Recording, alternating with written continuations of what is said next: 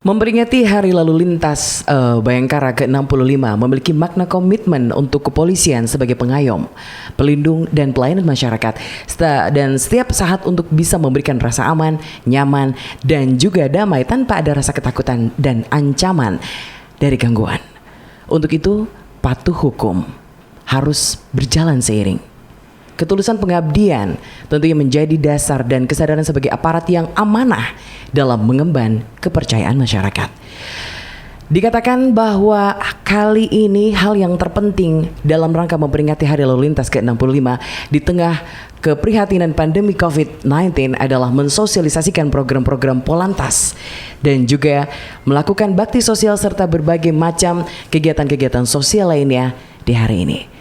Saya akan coba untuk berbagi cerita, berbagi informasi bersama Anda di podcast Bukan Cuma Suara bersama narasumber saya tentunya di sini akan menemani untuk bisa ngobrol-ngobrol bareng di Hari Lalu Lintas ke-65 ini tentunya.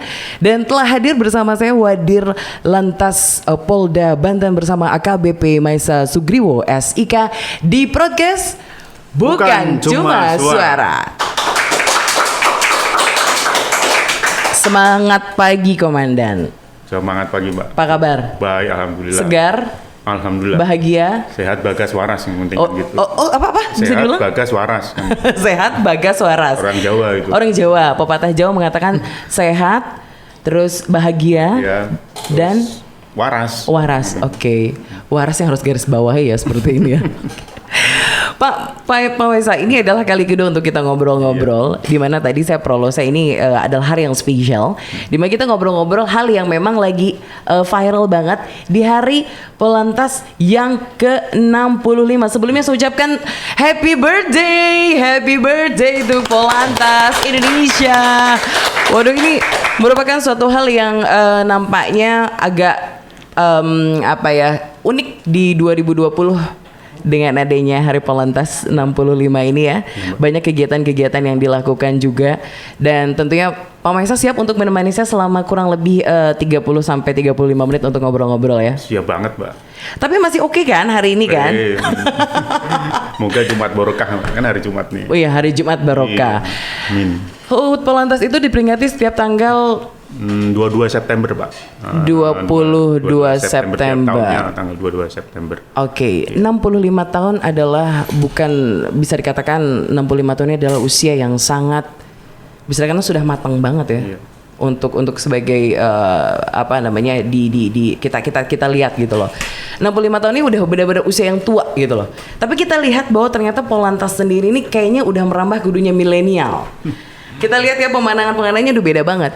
Tapi saya pengen tahu juga Pak Maisa, ada beberapa hal kita tahu bahwa saya sempat mendengar bahwa Lantas sendiri atau Polantas sendiri ini mewujudkan dan juga memelihara keamanan, keselamatan, kelancaran serta ketertiban berlalu lintas di tahun ini dengan tema yang seperti itu. Di mana kita tahu bahwa saya ingin mensounding sendiri apa sih sebenarnya dari ANEP Kamsel Tibkar Lantas itu. Sebelum saya beralih ke hal yang lebih jauh nih, gitu. Saya ingin tahu memelihara keselamatan, kesehatan, dan kelancaran, keamanan dan kelancaran. Oke, kok kesehatan sih? Ingat COVID soalnya gitu ya. Gimana Pak Maisa? Baik Mbak, jadi seperti yang Mbak sampaikan tadi, saya ucapkan terima kasih. Ini juga program Talkshow ini juga sedikit juga memberikan informasi kepada masyarakat khususnya Banten, masyarakat Banten. Kita periode dari Januari sampai Agustus ini yang kita ANEP itu analisa dan evaluasi khususnya di bidang Kamsel Tibkar Lantas, keamanan, keselamatan, ketertiban dan kelancaran lalu lintas. Apalagi di tengah-tengah situ ada masa pandemi ya, dari Maret, pandemi COVID-19 dari Maret mulainya sampai sekarang mungkin belum berakhir ya, semoga segera berakhir diangkat wabah ini. Jadi kita menganalisa, mengevaluasi keadaan, keamanan, keselamatan, ketertiban lalu lintas dari data-data yang terjadi selama kurun waktu periode dari Januari sampai Agustus ini Mbak. Oke, berarti 8 bulan lah ya. Ya, kurang lebih 8 bulan yang di tengah-tengah itu ada masa pandemi. Di tengah-tengah di perjalanan waktu itu ada pandemi. Mungkin kita bisa melihat di lalu lintas itu masa mungkin data dari IRSMS Integrated Road Safety Management System. Di situ ada data masalah laka lantas, kemudian juga kemacetan, kemudian juga pelanggaran. Namun dari data tersebut kita fokus kepada kecelakaan karena adanya pelanggaran pasti ada kecelakaan. Itu Arnef Kasih Lantas selama periode 8 bulan lah, kurang lebih Januari sampai Agustus ini. Jadi bagaimana menciptakan wujudkan memelihara keamanan, keselamatan, kelancaran dan juga ketertiban berlalu lintas ya. Selama masa pandemik ini memang bukan merupakan hal yang mudah juga ya Pak. Seperti itu nggak sih? Iya. Karena saya bilang di masa pandemi itu cara bertindak kita ya berbeda dengan sebelumnya. Cara bertindak kita berbeda dengan sebelumnya. Mungkin kita ini menambahkan didominkan di bidang humanis edukasi, terutama kegiatan preventif saja. Betul. Itu aja. Itu selama masa pandemi itu. Ini. Ya, makanya cara bertindak kita tuh berbeda dengan tahun sebelumnya. Gitu. Iya. Tapi bisa dikatakan terbatas dan ada strateginya nggak sih? Maksudnya gini loh, ini kan banyak batas-batas atau dibatasi gitu ya dari segala kegiatan gitu kan. Termasuk saya juga pengen tahu nih, kegiatan HUT Polantas ini sendiri seperti banyak juga nih yang kalau saya lihat, betul nggak sih Pak? Ada apa aja, boleh cerita juga? Gitu. Jadi HUT Polantas memang juga beda juga dengan tahun-tahun sebelumnya, tahun 2019, tahun ini juga ada kegiatan yang sesuai dengan petunjuk dari Mabes, khususnya Bapak Kakor Lantas, melalui video conference, melalui Zoom meeting, virtual semuanya. Itu kegiatan kita mendekatkan diri dengan masyarakat dengan bentuk kegiatan baksos. Bakti sosial. Kemarin serentak tanggal 17 serentak se-Indonesia baksos. Namun sebelumnya Pak Dirlantas, dipimpin Pak Dirlantas sudah melakukan baksos melalui kegiatan touring. Jadi touring dengan menyebarkan pamflet masalah budaya bertertib lalu lintas, kemudian kita baksos dari Serang sampai Tanjung Lesung sana. Iya, kemudian selain touring kemarin hari Minggu kalau nggak salah bersama saya juga dipimpin Pak Dirlantas Trabes Mbak. Jadi selain touring kita Trabes juga. Memberikan baksos di daerah Serang Kota sampai pada Rincang sana. Jadi masyarakat yang mungkin terdampak COVID kita berikan baksos melalui. Jadi kayak jemput bola ya kalau sekarang ya. Kalau gini loh, kalau dulu kan kalau untuk kegiatan lantas itu memang semaraknya itu adalah kita tahu bahwa di tahun-tahun sebelumnya ini memang ramai betul gitu kan. Dan memang karena sekarang sudah tidak boleh lagi ada atau mungkin dibatasi untuk masalah keramaian, dan juga nggak boleh ada kerumunan di mana-mana. Jadi sekarang polisinya yang datang ke masyarakat. Ya, gitu ya. Sementara proaktif bersama kegiatan Zoom meeting virtual. Ya, kalau dulu di Januari sampai Februari mungkin kegiatan di Giasa Kamsel kita ada go to school, go to kampus, go to pesantren dan sebagainya. Sekarang kita harus pakai virtual, Mbak. Dengan pamflet dan sebagainya dengan pembinaan penyuluhan itu yang dipimpin Bu Juan tadi. Untuk unit Giasanya kita yang proaktif. Melalui virtual, melalui mendatangi. Jadi yang penting jangan sampai lebih dari 50 orang. Ya itu pun dengan protokol kesehatan. Iya, pembatasan juga ya, ada protokol kesehatannya juga ya. Ada tambahan juga tadi kemarin donor darah, Mbak. Kita donor darah. Iya, kita donor darah itu melibatkan, saya sempat lihat juga tuh Pak, postingannya melibatkan banyak banyak dinas, banyak institusi juga di dalamnya ya. Termasuk dari teman-teman TNI, kita undang juga Jasa Raja, Dinas Perhubungan, Balai Transportasi, semuanya kita undang 5 pilar itu. Yang berhubungan dengan kelalu lintasan, termasuk TNI, PM juga kita undang untuk donor darah. Itu pun kita batasi tetap melaksanakan protokol kesehatan. Jadi waktunya nggak bersamaan, Mbak. Jadi kita waktu-waktu, jadi nggak terlalu kerumunan gitu, Mbak. Iya, berarti intinya gini, ketika melakukan suatu kegiatan tetap diatur ya. Ada strateginya. Gitu kan, tanpa ini mengurangi kaidah ataupun mengurangi nilai bahwa kita ini sekarang lagi HUT tapi tetap semarak dengan cara yang berbeda. Makanya dari awal saya bilang, Pak, 2020 agak beda loh. 2020 agak beda untuk pelaksanaan HUT-nya. Kalau dulu kan sering banget kita ngadain perayaan gitu kan, terus acaranya memang lebih ke milenial. Nah kayaknya katanya juga ada yang sempat ke milenial juga ya. Terus kayak bikin video gitu kan. Karena saya lihat postingannya loh Pak, bikin video yang dimana video ini kalau nggak salah latarnya itu adalah anak muda yang menghimbau ya, kayak menghimbau masyarakat untuk menggunakan, sekarang tuh katanya Polri ada yang 3M itu apa tuh Pak? 3M tuh mencuci memakai masker, mencuci tangan, menjaga jarak. Sebenarnya tambah satu lagi menghindari kerumunan. Sebenarnya 4M tapi kita kemas 3M, sebenarnya menjaga jarak sama menghindari kerumunan kan nggak jauh berbeda itu. Iya sih. Jadi 3M saja. Sama-sama juga ya. Iya. Kolaborasi yang menarik tentunya antara masyarakat dan juga kepolisian, bahwa ternyata saya amati bahwa sekarang itu polisi nggak cuma ngurusin tentang masalah keamanan dan ketertiban, tapi ada satu PR yang luar biasa di mana COVID ini sekarang sudah mulai banyak ya Pak ya. Makanya kalau saya lihat dari aktivitinya Lantas sendiri ini cukup banyak dan lebih banyak yaitu tadi pencegahan ataupun mensosialisasikan kepada masyarakat yang mungkin ini gampang-gampang susah, betul nggak sih Pak? Kayaknya kan sekarang konsen ke masker, ya nggak? Karena kan sekarang udah sosialisasi. Kita lebih mengoptimalkan Mbak. Tadi Mbak bilang ada video, ada meme, itu termasuk dalam kegiatan AUT Kamseltak. Keamanan bidangnya Bujuan tadi ya. Kamseltak itu diantaranya ada ya seperti ini talk show, ya kemudian membuat meme, kemudian video, kemudian testimoni ke tokoh masyarakat, Forkominda dan sebagainya. Tidak dilakukan secara face to face tapi dilakukan dengan virtual pun ini sudah bisa. Seperti itu ya Pak ya. Apalagi udah zamannya medsos Mbak. Tinggal udah nyampe kemana-mana kan. Betul. Seluruh dunia, tidak hanya dari satu provinsi ke provinsi lain saja. Namun di situ tetap dikemas 3M tadi Mbak. Itu nggak bisa dihilangkan protokol kesehatannya itu. Itu wajib ada. Suka nggak suka, mau nggak suka, itu wajib ada. Sangat tidak mudah merubah mindset masyarakat ketika kita harus mensosialisasikan. Kenapa kan saya katakan tadi gini, polisi sekarang itu tugasnya nggak cuma menjaga keamanan dan ketertiban aja, termasuk mensosialisasikan hal yang memang penting untuk dilakukan dari 3M tadi. Begitu ya Pak Esa ya. Nah ini iyalah masyarakat untuk PR bersama, bukan PR juga sih ini, lebih kepada kepentingan bersama juga. Bagaimana cara untuk melawan COVID kali ini ya gitu ya Pak ya. Pak, rangkaian dari HUT Lantas ini kalau yang saya tahu nih hampir 1 bulan kemarin juga udah mulai padat ya Pak ya.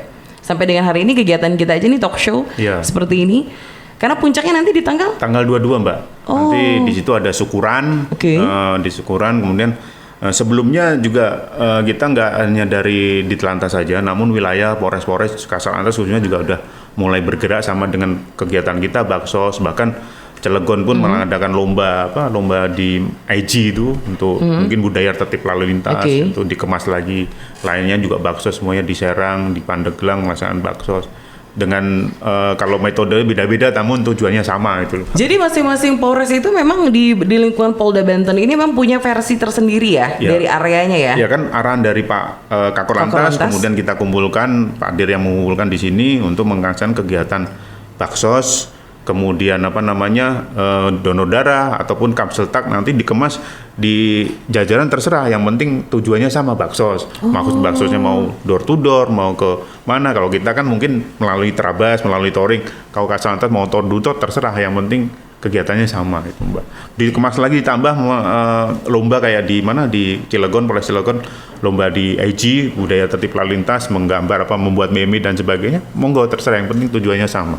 Keren, ini keren banget loh. Lantas sekarang tuh lebih ngikutin zaman milenial, yang dimana ini bisa diikuti paling tidak gini loh, anak milenial tuh tidak harus anak milenial menjadi sasarannya juga, jadi kayak all in ya Pak ya, orang tuanya juga ikutan ya nggak sih, tetangganya juga ngikut, terus ya teman-temannya ikut. Ini apa sih? Kok sekarang lalu lintas lebih ke milenial? Nah inilah satu hal yang memang karena kita tahu bahwa angka kecelakaan lalu lintas di Indonesia ini terbilang cukup tinggi. Begitu ya. Dan dari data Kementerian Perhubungan saja setiap 1 jam ada 3 nyawa melayang karena kecelakaan. Dan tragisnya lagi angka tertinggi berada pada usia produktif 15 sampai dengan 29 tahun. Dan dalam rangka menyambut HUT Lantas ini di 22 September 2020 tentunya kita akan coba untuk bisa menganalisa dan juga mengevaluasi keamanan, keselamatan, ketertiban dan kelancaran lalu lintas tahun 2020 ini seperti apa. Dan saya juga memang ingin banyak tahu nih ke Pak Esa terkait tentang seperti apa sih kondisi saat ini yang terjadi. Apakah kecelakaan di Banten ini meningkat atau menurun selama dari Januari hingga September 2020 ini. Cerita boleh. Pak Maesa bukan Pak Esa, Pak Maesa. Pak Maesa saya bilang Pak. Jadi gini Mbak, Pak sambil minum boleh ya Pak ya? Oh gitu. Oke, biar lebih tenang. Oh ini jahe loh. Suka minum jahe ya? Jahe merah Mbak. Oh jahe merah ya? Kan meningkatkan imun katanya. Oh betul. Ini bagus nih. Ini Pak Wadirnya emang ini banget nih, safety banget. Tadi Mbak bilang kita bersosialisasi, berinteraksi di masa milenial. Ya. Bukan masa aja, mungkin usia milenial. Usia milenial tuh 17 sampai 35 tahun, Mbak. Saya masih berarti. Iya. Bapak masih kan? Udah, saya udah 45, Mbak. Udah, Oh, berarti masanya masa setengah tua mungkin. saya nggak bilang kolonial loh, Pak. Tapi saya nggak ada yang milenial. Ya, itu gimana, Pak? usia 17 sampai 35 tuh masih usia milenial. Asik, oke. Tadi Mbak bilang di usia produktif itu banyak kecelakaan yang menyangkut di umur segitu. Betul. Jadi untuk wilayah Banten khususnya yang tadi saya sampaikan di periode Januari sampai Agustus itu jumlah kecelakaan kurang lebih 846 itu di tahun 2020. Kalau kita bandingkan dengan di tahun 2019 di Januari sampai Agustus itu jumlahnya 1050 sekian gitu Mbak. Jadi alhamdulillah turun 20%. Oke, year Iya. to year kita berbicara. Saya berbandingnya perbandingan per tahun ya. Tahun. Berarti tahun menurun ya? Alhamdulillah menurun, ini menurun. Wow. Ini cukup banggalah kita bisa menurunkan angka kecelakaan Betul. di masa pandemi ini. Betul. Gitu loh. Di masa pandemi ini. Iya. Tapi pekerjaan dari lalu lintas nggak berhenti ya? Ya terus Mbak, terus. Maksud saya gini loh, di masa pandemi kayak gini tugas dari lantas tuh semakin meningkat atau sama aja? Jadi tapi kalau saya perhatikan di masa pandemi lantas justru lebih gitu loh, ngerti gak sih Pak?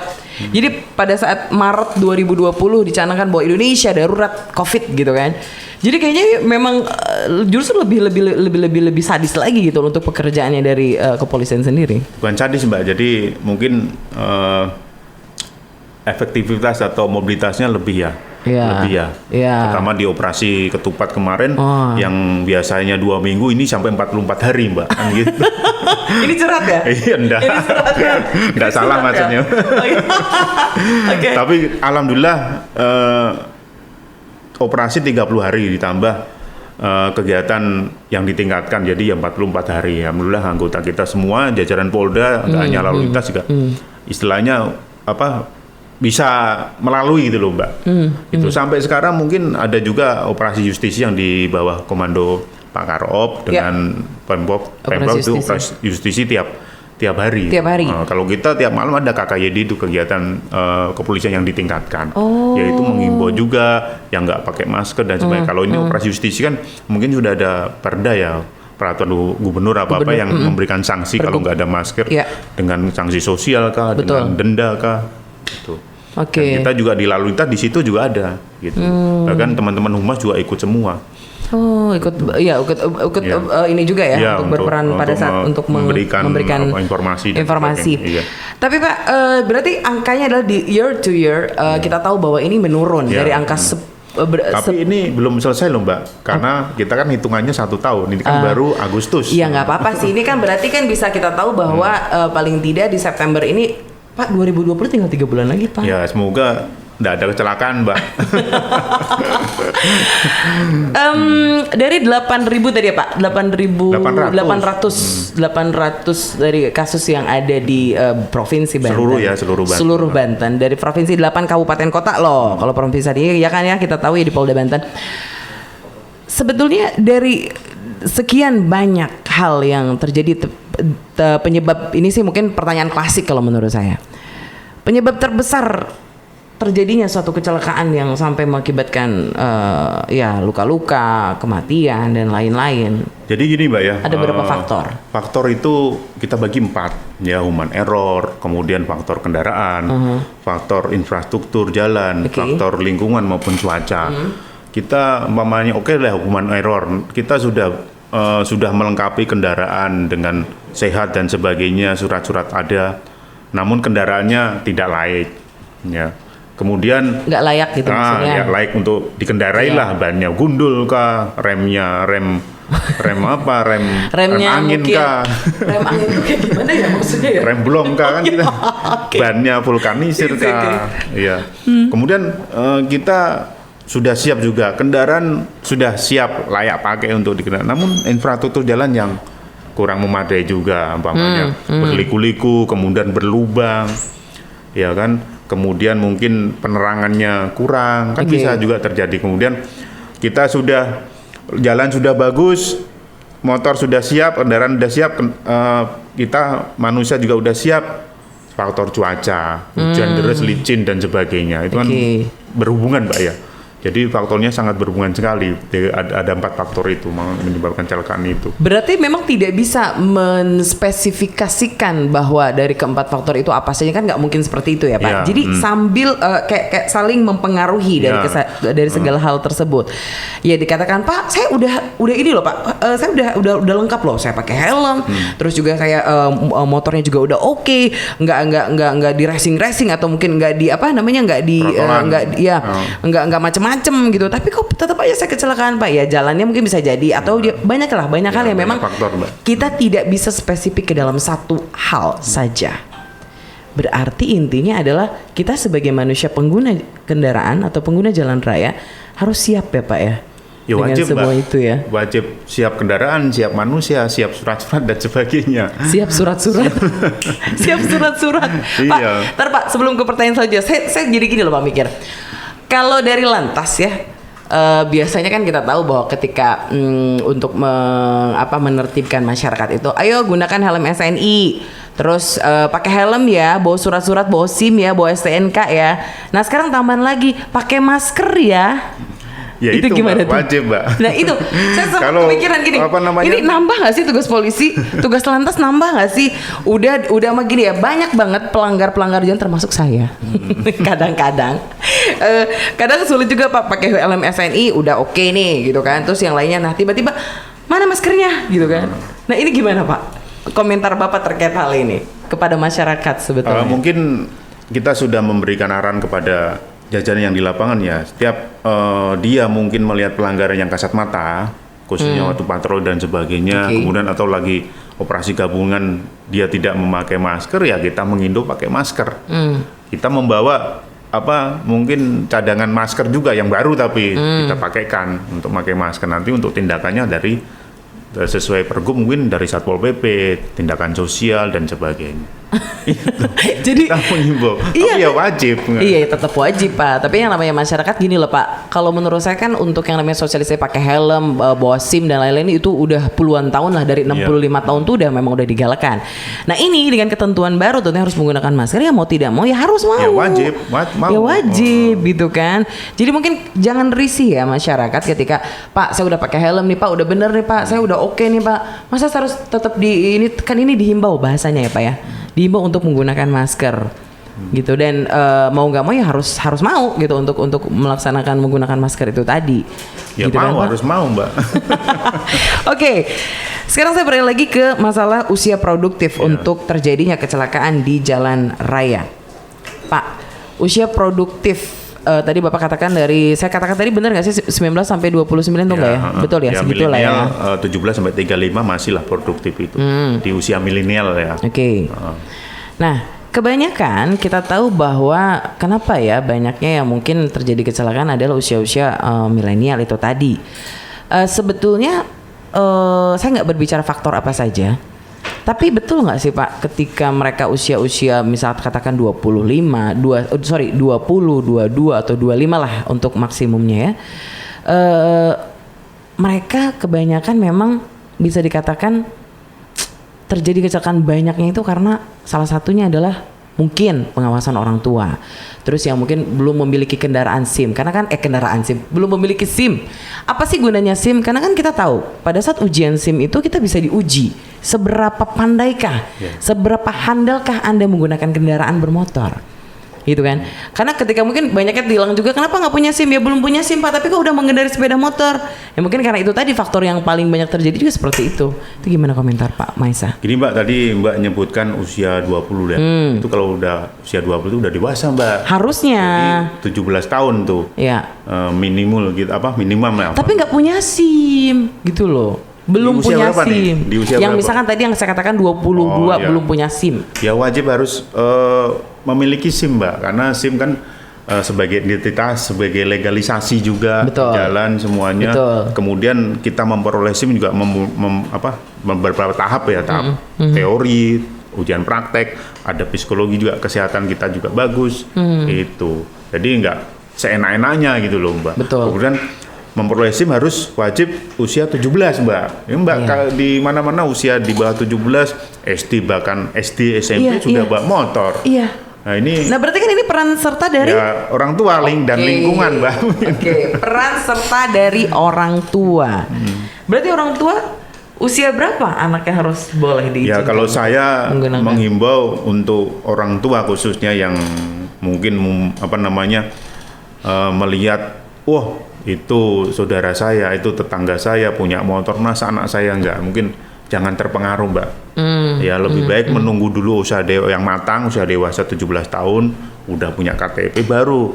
KTP punya SIM. Punya SIM dulu, baru SIM. Punya motor. Dan jangan punya motor nggak punya SIM sama. Tapi banyaknya saya sih punya motor dulu banyak Pak. Oh gitu iya pasti. Jadi SIM-nya nanti pas udah mau ada razia katanya gitu, kan nggak boleh. Iya, harusnya punya SIM dulu baru punya motor kan gitu. Ya di usia 17 tahun. Betul. Pak, mindset masyarakat juga Pak, kenapa selalu bilang bahwa harus punya SIM itu kan sebenarnya gunanya banyak ya, tidak hanya sebagai legalitas dari warga negara Indonesia.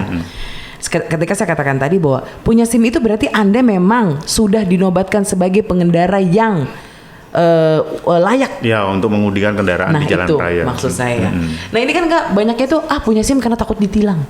Ya itulah mainstreamnya harus kita ubah. Karena saya tuh kalau dapetin SIM tuh bagi saya waktu itu saya sampai 3 kali loh saya Pak. Karena benar tertib berlalu lintas itu karena waktu itu kan menggunakan tes ya Pak ya. Tesnya itu kan memang tes teori, tes praktek juga. Ya. Nah disitulah saya tahu kemampuan saya dalam mengendarai. Saya belum cukup gitu loh. Kalau bahasanya gitu. Makanya kenapa harus 3 kali, 1 kali gagal, 2 kali gagal, ketiga saya coba, saya pasti bisa. Karena saya belajar dari yang pertama, kedua saya gagal. Berarti yang ketiga saya bisa nih. Ternyata bisa, alhamdulillah Pak, dan saya lulus. Sebenarnya gini Mbak, saya kasih bocoran. Boleh. Bocorannya gimana? Gimana Pak Wadir? Gampang sebenarnya kalau mau kita istilahnya ujian teori untuk lulus, kan itu banyak rambu-rambu yang dijual itu di pelajarannya pasti keluar tuh. Rambu lalu lintas semuanya itu kisi-kisinya di situ aja teori. Saya salah di bagian itu Pak. Ya, jadi pada saat di layar itu, jadi tanda ini tuh seperti apa? Gini, terus kayak dilarang parkir gitu kan. Jadi gini, saya nih sekarang menggunakan kendaraan, kadang ada tulisan P silang, tetap parkir di depan. Itu salah Mbak. Parkir lama. Nah ini aja udah kelihatan banget ya. Berarti mempelajarinya adalah dengan banyak melihat. Ya rambu-rambu. Buka undang lalu lintas dan itu Mbak. Betul, oke. Nah, tapi Pak beralih lagi nih ya. Ini saya tertarik sekali dengan Lantas karena Lantas ini kegiatannya banyak banget. Dan ini bersentuhan langsung dengan masyarakat. Sosialisasi sudah banyak dilakukan. Razia pun banyak digelar. Begitu ya. Ada beberapakah atau ada nggak sih Pak strategi yang memang disiapkan dari Polda Banten untuk menekan angka kecelakaan? Bahwa sekarang kita tahu bahwa banyak banget nih kegiatan nge-track, iya nggak sih, atau balap liar yang kayaknya udah ditertibkan beberapa kali juga terus-terusan aja. Ini mantan-mantannya yang di depan-depan saya nih Pak, mantan anak-anak nge-track nih. Gimana tuh Pak? Gini Mbak, untuk kegiatan kita yang tadi Mbak sebutkan, kegiatan represif razia itu sebenarnya sudah kita bukan dihilangkan ya, kita kurangi sejak pandemi. Karena memang saya bilang tadi kita berorientasi kegiatan preventif, edukasi humanis dan sebagainya. Razia kalau saya lihat udah nggak ada. Kalau ada nanti saya marahin. Siapa? kita cuma pelanggaran yang hunting aja, patroli, ada pelanggaran yang kasat mata kita tindak. Itu pun kita tegur dulu. Jangan nggak boleh langsung tilang. Kita tegur dulu, teguran simpatik dan sebagainya sampai 3 kali baru kita tilang. Oh gitu. Iya. Itu sekarang semenjak pandemi sampai sekarang seperti itu, Mbak. Jadi tilangnya nggak langsung tilang, nggak. Kita tegur dulu, mamanya dibaros di PH pagi atau PH sore. Dia melanggar sampai 3 kali kita tilang, baru kita tilang. Jadi nggak langsung tilang, nggak. Kita tegur dulu, Mbak. Ada teguran dulu. Teguran apa himbauan ya? Ya teguran sama himbauan. Pertama teguran itu kan ada teguran himbauan, ya kita memberikan teguran, Mbak, jangan diulangin lagi seperti teguran, Mbak. Oh siap Pak itu ya. Ya teguran pertama udah. Teguran kedua masih melakukan juga. Yang 3 Dadah kita bye-bye pilih lah. ya. Selamat datang di dunia. Nah, kemudian menyikapi yang masalah balap liar mungkin di daerah-daerah juga Banyak nggak sih Pak di Banten Pak? Wah, kayaknya ada lah, tapi Nggak ada apa banyak? Karena di daerah Gini, kita, Mbak, di depan radio itu ya, ya nggak sih? Itu jam 1, jam 2, langsung sekarang tapi udah aman nih, nggak begitu banyak juga. Tapi memang beberapa waktu sebelum pandemi juga cukup banyak. kita sudah untuk balap liar atau balap trek-trekan lah. Itu Kasal-Lantas sudah memahami tempat-tempat di mana yang sering terjadinya balap liar, mungkin biasanya di malam minggu Mbak ya, atau malam libur. Iya, malam minggu Pak. Itu sudah kita berikan atau strategi Kasal-Lantas tanggung jawab, umpamanya di situ ada balap yang sampai masuk medsos sampai itu ya, tinggal Kasal-Lantasnya kita Mbak, kita panggil. Jadi kita strategi itu, kemudian kita memberikan kegiatan atau koordinasi dengan pemerintahan setempat, dalam arti bupati, wali kota atau gubernur, mungkin memberikan kayak di Tembong tuh ada wadah untuk ngetrail, ada tempatnya arena. Itu yang lebih safe sebenarnya. Jadi daripada balap-balapan tapi liar. Pak, bagi anak-anak muda tuh katanya sensasinya agak gimana gitu loh. Jadi kalau di jalan raya tuh beda. Tapi tetap terus kita secara masif akan menindak pelanggaran yang trek-trekan atau balap liar tersebut. Karena kalau saya lihat emang sidaknya nih cukup ini banget ya dari Polres-Polres setempat Pak. Tiap malam tuh keliling terus nyariin yang ini kan. Ya wajib Pak. Iya. Karena kita lihat nih kalau aku pulang malam biasanya jam ya di atas jam 10 lah ya. Udah mulai itu berkeliaran. Wah, orang patroli itu kan nyari nyisir-nyisir tempat-tempat yang memang sering banyak ditemukan untuk nge-track anak-anak dan anak-anak nongkrong di zaman sekarang juga nih. Kayaknya memang aktif banget gitu loh Pak untuk. Makanya Kasal-Lantas sering saya mintain laporannya, mana kegiatanmu untuk mengantisipasi balapan liar. Saya minta tiap hari, saya nggak bosan-bosan karena ya itu kalau nggak seperti itu nanti yang di bawahnya kita nggak siap ada balap liar masuk ke medsos lagi kan rame. Jadi tiap malam termasuk sekalian kegiatan KKYD tadi yang saya sampaikan juga untuk mengantisipasi itu Mbak. Iya. Pak, kalau bagi saya melihat ada balap liar terus ya merasa terganggu lah, apalagi di depan rumah gitu ya, drung gitu kan. Itu kita bisa melakukan tindakan sendiri ya? Jangan Mbak, kalau atau bisa. Atau saya menghubungi aparat setempat? Menghubungi saya lah Mbak. Serius Pak? Ya serius kan. Saya telepon Pak Wadil Lantas selain datang loh. Wah bahaya nih. Itu gimana Pak? Bagi masyarakat di luar sana yang merasa terganggu dengan keberadaan balap liar. Contoh mungkin di depan komplek gitu kan. Wah ngetrek anak-anak nih. Nah apa yang harus dilakukan bagi kami masyarakat? Silakan langkahnya. Mbak, kita juga bisa melaporkan ke polsek setempat atau kan mungkin di daerah situ ada babin salah sama TNI sama itu segera dilaporkan sana dan itu pasti ditindaklanjuti. Kalau enggak ya nanti berhadapan dengan propam karena nggak menindaklanjuti laporan masyarakat. Sebenarnya gampang juga Mbak kalau menurut saya. Mbak punya grup kan, grup SD, SMP, SMA. Di grup itu kan pasti ada polisinya. Iya bener dah. Tinggal moto. Ini Pak tolong ada. Itu bisa kebaca. Sebenarnya gampang Mbak. Apalagi zaman medsos. Yang penting bener realita ya fakta. Itu ada balapan bener di jalan A, B, C. Nah seperti itu. Jadi ada relasinya. Jadi pasti ditindaklanjuti. Gitu. Berarti intinya adalah masyarakat juga perlu aware ya, perlu banyak tahu tentang informasi. Dan minta informasi segera, jangan takut. Malah masyarakat tahu malah ikut nonton, malah ikut-ikutan lagi. Wah repot. Ayo, kurang.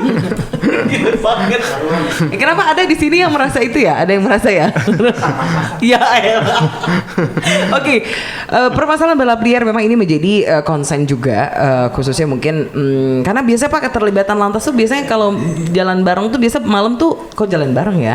Kalau malam tuh biasanya patrolinya gabungan. Ya. Dengan gabungan dengan Sabara. TNI juga, TNI dengan juga. Satpol PP. Ada TNI juga ya. Namanya kan kita bisa dibagi patroli skala besar. Skala besar gabungan dengan Korem, dengan PM, semuanya Satpol PP. Untuk KKYD itu, untuk operasi justisi itu pasti harus gabungan, nggak bisa kita sendiri. Makanya kita lantas tuh melaksanakan sendiri itu sebenarnya ya kurang Mbak. Kita kecelakaan itu kalau kita kan ada stakeholder yang lain. Jadi kita harus terus berkoordinasi untuk menekan jumlah kecelakaan. Jadi kita nggak jalan sendiri dengan Dinas Perhubungan, Balai Transportasi, semuanya yang masalah infrastruktur jalan dengan PU, Betul. ya dengan MMS itu jalan tol. Jadi kita bekerja sama terus, jadi nggak sendiri gitu loh. Sama dengan untuk mengatasi balap liar ini sama kita aja, sama-sama dengan lintasi atau stakeholder yang lain. Iya, iya. Oke, begitu banyak tugas yang harus dilakukan dari Lantas sendiri, makanya kenapa saya mengangkat tema ini.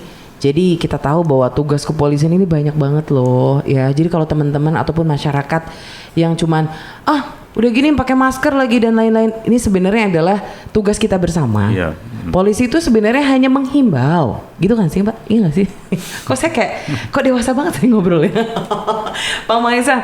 Tapi di hari Polantas ini sendiri di 2020, saya katakan dari awal bahwa ini adalah ulang tahun yang unik, yang dimana berbeda dari tahun-tahun sebelumnya. Berarti, tapi tidak mengurangi ya Pak Maesa ya, tidak mengurangi nilai dari ataupun kehikmatan dari HUT yang ke-65 ini. Bahwa saya katakan tadi ini kan bukan usia muda lagi gitu loh. Sudah banyak sudah banyak yang dijalani selama 65 tahun. Pak Maesa sendiri mungkin sudah sering dari tahun sebelumnya atau mungkin dari yang sudah juga mengalami hal seperti ini atau gimana? Ya, alhamdulillah Mbak, dari saya jadi lulus polisi sampai ini di lalu lintas terus, kebanyakan berkecimpung di lalu lintas. Oh pantesan, sudah hatam sekali masalah lalu lintas ya. Jadi sudah tahu ya kenakalan anak milenial zaman sekarang sama zaman dulu beda nggak? Beda banget Mbak. Bedanya apa Pak? Kalau zaman sekarang kan tadi kan saya bilang nge-track. Di zaman dulu juga emang ada nge-track? Ya ada, tapi kan nggak. Sekarang nge-track sama medsos, dulu nggak ada medsos Mbak. Nah, berarti perang sekarang lebih luar biasa dibanding lama. Jadi loh, menyorotinya adalah ketika banyaknya pelanggaran yang terjadi gitu ya, ataupun pelanggaran yang terjadi di masyarakat gitu ya. Kalau kita menyoroti nih Pak, kayak mungkin di lalu lintas sendiri ketika anak-anak muda nih banyaknya memang berkecimpungnya di dunia media sosial. Ya. Iya nggak? Get lah. Sekarang dunia get. Dunia get gitu ya. Orang-orang kan zaman kita nggak ada Mbak. Zaman Bapak nggak ada ya? Masih Nokia pisang itu kan. Nokia pisang. Iya kan, Nokia pisang. belum ada IG, belum ada Facebook, masih SMS doang kan gitu. Oke. Dan ini adalah seorang pengguna media sosial loh, Pak Maesa ini aktif sekali nih. YouTube-nya juga ada sepertinya Anda ya. Oh iya ada ya.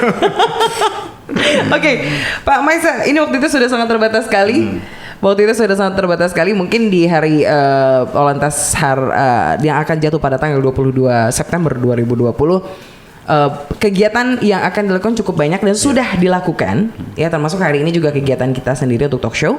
Karena tanggal 22 nanti juga itu adalah puncak. Ada puncaknya ya? Enggak, kita sederhana aja Mbak. Sederhana syukuran aja. Maksud saya puncak itu adalah karena memperingati di hari hanya. Ya kita mau sederhana dengan mengadakan kegiatan syukuran. Iya, serentak juga seluruh jajaran juga mengadakan serentak.